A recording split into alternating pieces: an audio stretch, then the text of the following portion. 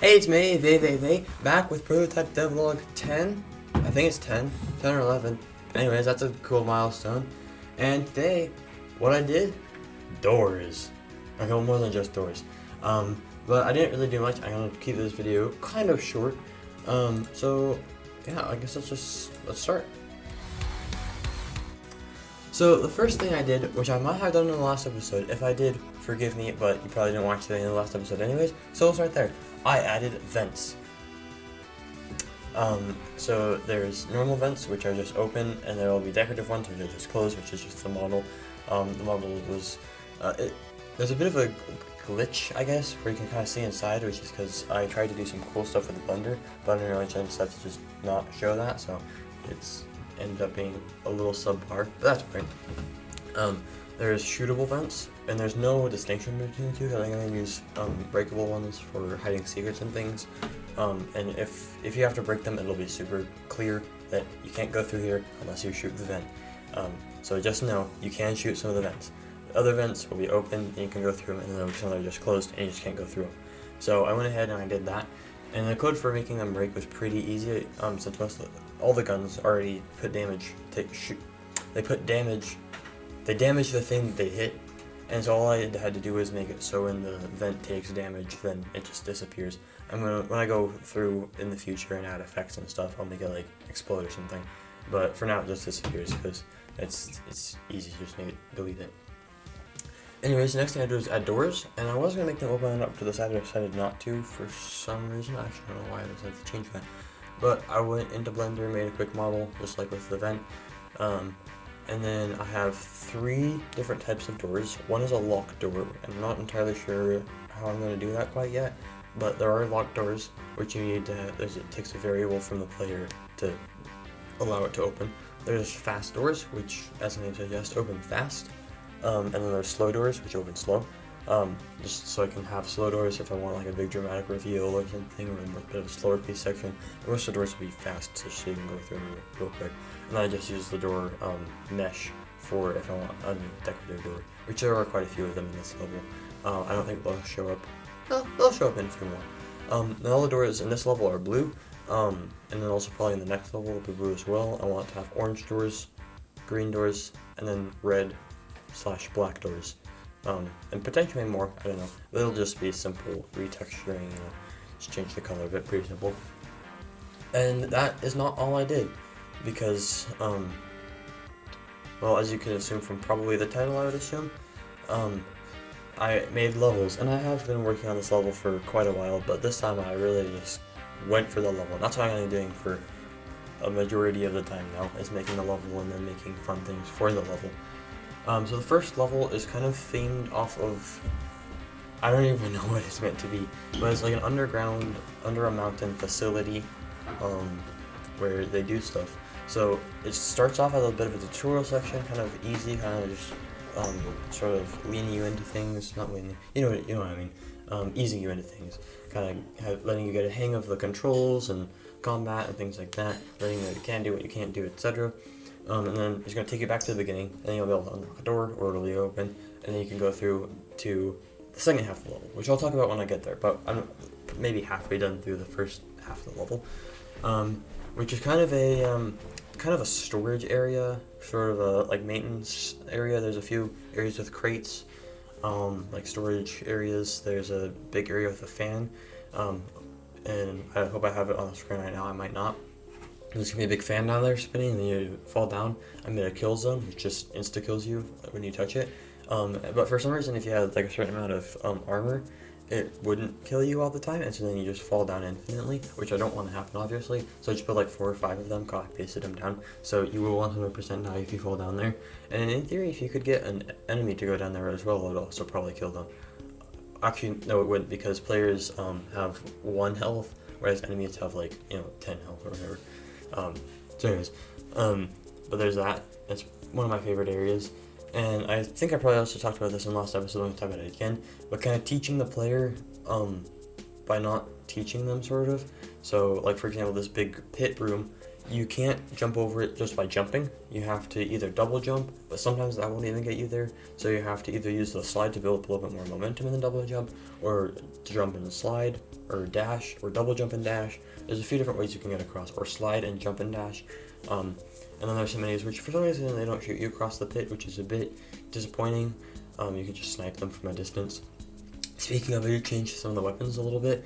So the sniper went from 10 damage to 15, so it can one-shot lower tier enemies. And I decided to do that because it doesn't have that much ammo. It has 10 shots per thing that you can hold at a time, and so being able to and killing lower level enemies in one shot is really satisfying. So I decided to keep that in there. But the higher level enemies are going to be more stronger. Yeah.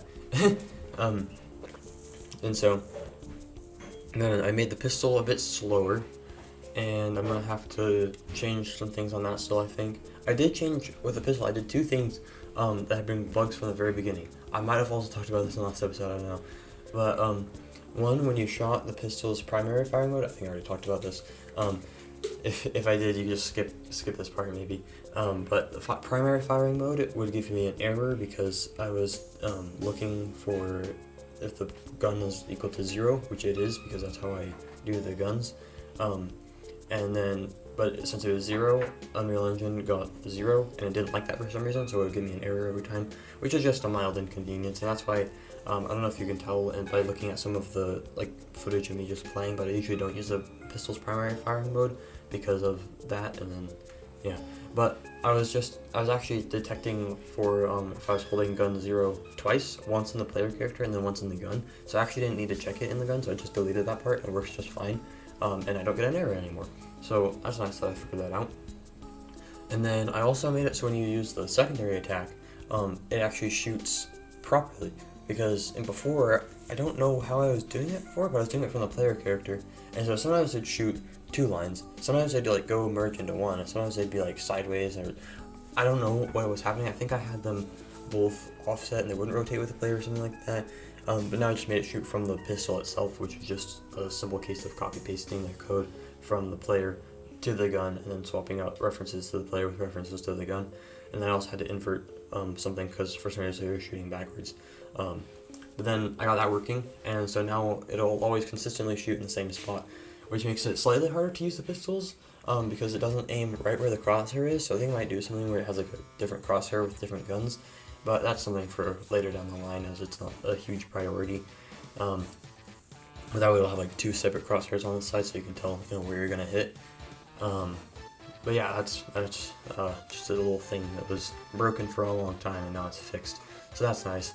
I also made the sniper either a bit faster or a bit slower, I don't remember. I also made a little sound cue when it stops. I think I'm probably going to delete that, honestly. But once you're ready for the next shot, it'll make a little sound. But I think I'm going to swap that because that could probably get a bit annoying, especially if there's a lot of other sounds in the game. And then I made it, this also came in the last episode, I don't remember, where you can't shoot the pistol's primary firing mode if the secondary one is still on cooldown. And I don't like that, so I think I'm going to change it to where if it's has half cooldown or something you can shoot it, I don't know. Because it was a really overpowered thing where you could just hold down both attacks really fast and you could deal a lot of damage. Which I think I might actually put that back in because I did nerf the pistol a little bit. The first gun. So now it's, in theory, a bit more balanced, or just a little different. I think I buffed the damage to it a little bit too. I can't remember. I think I changed the damage to it. Anyways, I have a map over here, right here in a notebook. You can't see it, but I can see it.